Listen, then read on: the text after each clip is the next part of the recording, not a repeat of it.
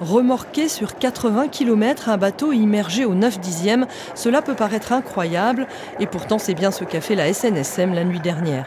L'opération a été longue, 17 heures entre le lieu du naufrage au nord d'Ouessant et Camaret.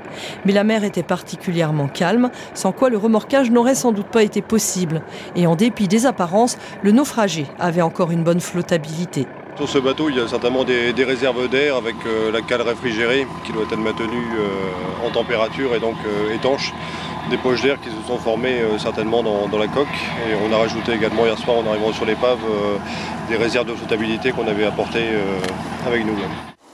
L'accident s'est produit hier. Les 3 hommes d'équipage du Petit Comédien ont entendu un bruit de choc, peut-être provoqué par un objet flottant.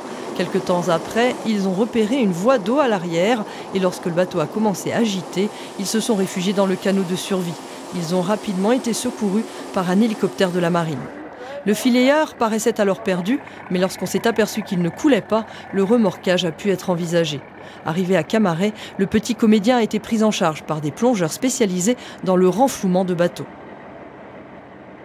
On a ceinturé le bateau avec des chaînes, à l'avant, à l'arrière. Et ensuite, on a fixé dessus donc les parachutes de levage de 5 tonnes qu'on a gonflés simultanément. Il n'y avait pas de profondeur, le bateau était en surface.